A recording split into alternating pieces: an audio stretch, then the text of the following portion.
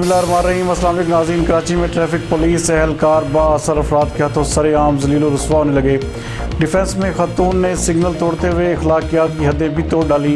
ना सिर्फ सिग्नल तोड़ा, एहलकारों को गालियाँ दी, शीशा ऊपर किया और फरार होने में कामयाब हो गई। हमारे नुमाइंदा ख़ुसूसी जवेद इब्राहिम मंगी के मुताबिक खतून ने ख़ियाबान शुजा से ख़ियाबान शहबाज का सिग्नल तोड़ा। ट्रैफिक पुलिस ने बदर कमर्शियल पर गाड़ी को रोका। ट्रैफिक पुलिस के रोकने पर खतून ने इंतहाई नाजेबा अल्फाज भी कहे। सेक्शन अफसर के पहुंचने पर दोनों अफसरान और एहलकारों को गंदी और गलीज गालियां भी दी। मजीद इस हवाले से उस औरत का क्या कहना था, आइए देखते हैं जवेद इब्राहिम मंगी की ये रिपोर्ट।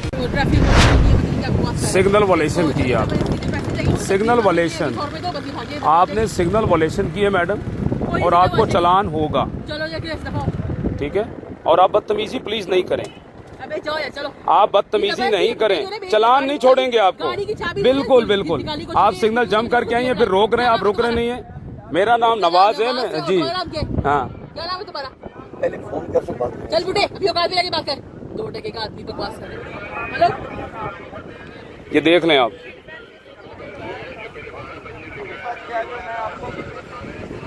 आप 2 टके का आदमी है।